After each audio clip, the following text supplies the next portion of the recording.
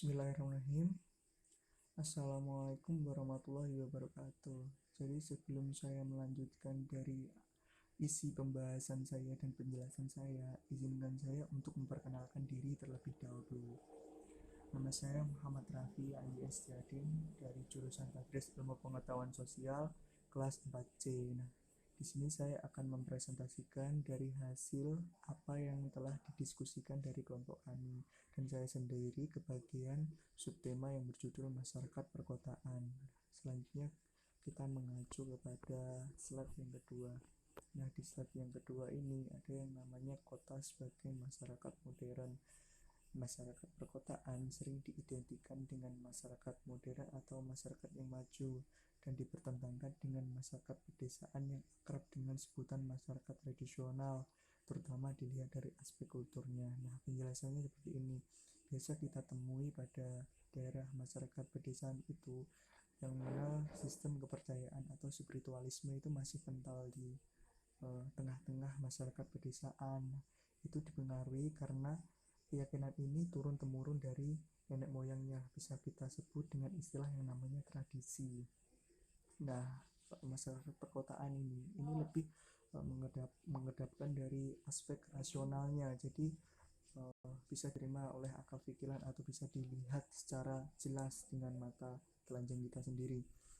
Nah, pemikiran dari masyarakat perkotaan ini dipengaruhi oleh ilmu pengetahuan teknologi dan komunikasi yang berkembang pesat yang berada di tengah-tengah masyarakat perkotaan itu sendiri. Nah, selanjutnya kita mengacu kepada slide yang ketiga. Nah, di slide yang ketiga ini ada yang namanya ciri-ciri masyarakat perkotaan. Tindakan-tindakan sosial dalam masyarakat tradisional ini lebih bersandar pada kebiasaan atau tradisi. Dalam masyarakat modern, tindakan-tindakan sosial ini lebih bersifat pilihan. Biasa kita ketemui kalau kita mengacu pada masyarakat pedesaan, opsi ketika individu itu beranjak dewasa, biasa kehidupannya itu ditentukan oleh orang tuanya. Jadi seperti ini, semisal orang tua yang menyarankan anaknya untuk menjadi guru atau menjadi kiai atau menjadi tokoh masyarakat atau dan sebagainya. Jadi opsi yang berada di pedesaan ini sangat terbatas karena norma-norma atau hukum yang diyakini oleh masyarakat itu sendiri. Nah, kalau masyarakat perkotaan itu cenderung dengan kebebasannya, kita bebas berpikir, kita bebas untuk memilih. Jadi yang penting kita itu tidak menyalahi aturan atau merugikan dari pihak lain, kita akan merasa aman. Seperti halnya kalau pembahasan agama itu urusan dapur, yang jadi kita tidak perlu memikirkan masalah apa imanmu, yang penting kita itu baik terhadap orang lain, jadi kita tidak mengganggu orang lain. Nah, itu yang lebih baik. Jadi agama masalah belakang. Jadi kita masyarakat perkotaan ini lebih mengedepankan dari kapabilitas atau skill dari setiap individunya. Jadi kalau kita di desa, kita bisa mengenal bahwa keturunan itu yang sangat sangat diagungkan. Seperti halnya, itu anaknya Pak RT, itu anaknya kiai, anaknya tokoh masyarakat dan lain sebagainya. Tapi kalau di perkotaan ini tidak. Jadi lebih mengedepankan aspek kapabilitasnya, dari skill dari setiap individu yang lebih hargai dan dihormati kalau di lingkup masyarakat perkotaan itu. Nah, selanjutnya orientasi terhadap perubahan dalam masyarakat pramodern. Perubahan berjalan lambat. Dalam masyarakat agraris, perubahan bahkan hampir tidak terjadi selama ribuan tahun. Makin maju masyarakat, makin maju perubahannya. Masyarakat modern adalah masyarakat yang senantiasa berubah cepat. Nah, perubahan ini ditinjau dari pola pemikirannya. Pola pemikiran itu yang pola pemikiran masyarakat modern itu yaitu adalah idealis. Jadi yang memiliki tujuan yang harus dicapainya. Nah, untuk membentuk sebuah peradaban yang maju. Nah, seperti halnya kalau kita mengenal istilah masyarakat pedesaan, masih terpacu oleh seperti aturan-aturan sistem yang lama. Jadi keyakinan itu akan menghambat yang namanya perubahan. Bahkan ada yang mengatakan bahwa di dunia ini tidak ada yang berubah kecuali perubahan itu sendiri. Seperti itu. Selanjutnya di slide keempat ini ada karakteristik masyarakat perkotaan. Nah, nomor satu, lingkungan umum dan orientasi terhadap alam. Nah, masyarakat perkotaan itu tidak mengacu terhadap apa yang berhubungan dengan alam sekitarnya. Jadi pemikiran itu lebih daripada rasionalnya atau kapabilitas skill dari setiap individunya untuk melakukan peranan atau tatanan di dalam kehidupan. Seperti itu. Berbeda dengan masyarakat pedesaan yang terpaku oleh keyakinan-keyakinan yang ada hubungan timbal balik atau ekologinya yang berada di lingkungan alam sekitar. Dan yang kedua, pekerjaan atau mata pencaharian. Masyarakat modern itu lebih identik dengan pekerjaan pengusaha atau pusat industri yang dinamakan kapitalis. Jadi berbeda dengan masyarakat pedesaan. Biasanya kalau masyarakat pedesaan itu masih dengan mata pencaharian atau petani atau nelayan atau buruh dan lain sebagainya gitu. Nah, kepadatan penduduk, untuk kepadatan penduduk ini masyarakat modern lebih mendominasi daripada masyarakat pedesaan, karena di sini terjadi apa yang disebut yakni urbanisasi. Jadi banyak orang desa itu yang berkunjung di daerah kota dengan asumsi bahwa kota itu identik dengan kesuksesan seperti itu. Nah, untuk yang nomor 4, homogenitas dan heterogenitas. Nah, pada umumnya masyarakat perkotaan itu memiliki penduduk yang heterogenitas. Jadi di sana ada tersebar pola pemukiman yang banyak ditinjau dari diferensiasi sosialnya. Banyak yang ini perbedaan agama dan perbedaan ras dan lain sebagainya gitu. Kalau di masyarakat desa kita bisa disebutkan istilah yang namanya homogenitas. Jadi satu kepercayaan dan satu budaya seperti itu. Jadi masyarakat perkotaan itu lebih dinamis lah sifatnya.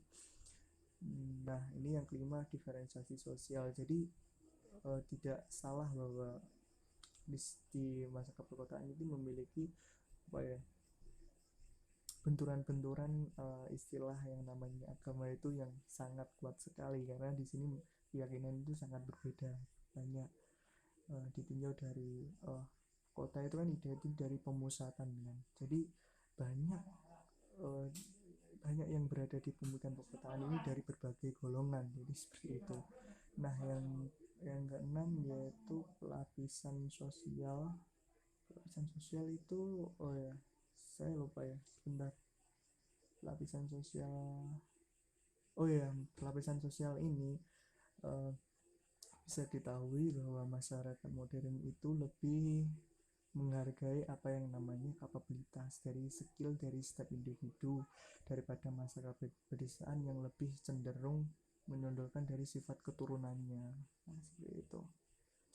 Jadi biasanya seperti ini. Kalau kita di desa, kita bisa mengenali bahwa ada seorang bapak atau orang tua itu yang memiliki tingkat akhlak yang sangat buruk ya. Jadi biasa itu akan dikecam oleh masyarakat bahwa keturunannya itu juga tidak lebih jauh dari pohonnya, seperti itu. Seperti istilah buah jatuh tidak jauh dari pohonnya, seperti itu. Tapi kalau kita mengenal dari masyarakat perkotaan itu tidak ada istilah seperti itu. Jadi lebih dari skill individu sendiri. Jadi lebih kepribadiannya sendiri, tidak terikat atau tidak terikat oleh suatu sistem yang lain, seperti itu. Nah, yang ketujuh, mobilitas sosial di sini. Nah, kalau mobilitas sosial, karena masyarakat yang berada di perkotaan itu sangat fleksibel dan kompleks, jadi perputaran uang di daerah masyarakat perkotaan itu juga sangat cepat. Nah, selanjutnya interaksi sosial berarti, nah kalau kita mengenal dari masa perkotaan itu bisa dikenal dengan kelompok yang dinamakan patembayan atau biasa disebut simbiosis mutualisme. Jadi interaksi di masa perkotaan ini yang terjadi itu seperti hubungan timbal balik, saling menguntungkan. Jadi kalau orang itu tidak menguntungkan, berarti kita ya udah cuek aja gitu. Berbeda dengan masa pedesaan yang memiliki sikap toleran dan rasa empati yang tinggi. Semisal ada tetangganya yang memiliki hajatan, jadi saling membantu, jadi nanti akan dibantu sendiri. Bahkan ada masyarakat yang sakit juga dibantu seperti itu. Nah, jadi bedanya masyarakat kota dan masyarakat pedesaan itu rasa empatinya tidak ada. Kalau masyarakat perkotaan itu lebih mengenal jadi simbiosis mutualisme, ya. Tidak menguntungkan berarti ya udah. Nah, selanjutnya pengawasan sosial. Nah, pengawasan sosial di daerah masa perkotaan itu lebih sulit karena ya kompleksnya kehidupan di sana. Jadi ada sedikit kecurigaan daripada individu itu sendiri dengan individu yang lain. Jadi tidak mudah percaya dengan orang lain masyarakat kota. Jadinya seperti itu. Jadi beda dengan kita yang hidup di masyarakat desa itu biasanya kalau kita ngopi dan ketemu dengan orang yang tidak kita kenali, jadi kita bisa menghampirinya dan apa ya, misalnya memberikan rokok lah, mas ini rokok mas, oh ya boleh, dan disitu akan timbul yang namanya interaksi sosial atau pertemanan. Nah, jadi perbedaannya seperti itu. Nah, standar kehidupan di masyarakat perkotaan ini memiliki apa yang disebut yakni deposito atau tabungan, itu disebut sebagai hartanya. Tapi kalau mengenai masyarakat pedesaan itu lebih erat dengan namanya bukan tabungan sih, tapi bukan deposito, tabungannya bukan deposito, tapi lebih ke perkebunan atau tanah lahan yang luas seperti itu. Jadi karena tidak bisa dipungkiri karena wilayahnya perkotaan itu kan dipadati oleh penduduk kan. Jadi untuk lahan itu lahan itu sangat tingkat keluasan itu sangat rendah. Jadi berbeda di masyarakat pedesaan yang memiliki tanah yang banyak. Terus pemukiman juga seperti pemukiman juga tidak padat dan lain sebagainya seperti itu. Nah, sistem nilai. Nah, masyarakat perkotaan itu memiliki standarisasi sistem nilai yang bersifat formal atau dari pemerintah. Nah, tetapi kalau di daerah pedesaan itu memiliki nilai atau sistem nilai yang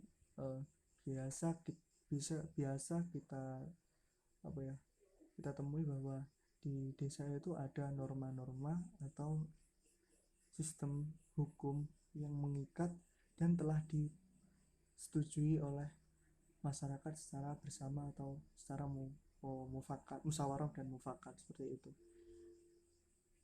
Ya, seperti halnya bisa kita ketahui kalau ada seorang wanita yang pulang malam bisa diklaim oleh masyarakat yang memiliki tindakan atau akhlak yang buruk seperti itu. Kalau di kota bebas, nah seperti itu. Jadi, nah selanjutnya kita ke slide yang kelima. Nah, di sini saya akan menjelaskan kota dan kenakalan remaja. Jadi saya mengambil sebuah bentuk problematika di dalam kota itu, yakni kenakalan remaja yang sangat merebak di tengah-tengah masyarakat perkotaan itu sendiri. Nah, menurut Simanjuntak, kenakalan remaja itu bisa diklasifikasikan dari faktor internal dan faktor eksternal. Nah, yang pertama faktor internal, jadi cacat keturunan yang bersifat biologis dan psikis.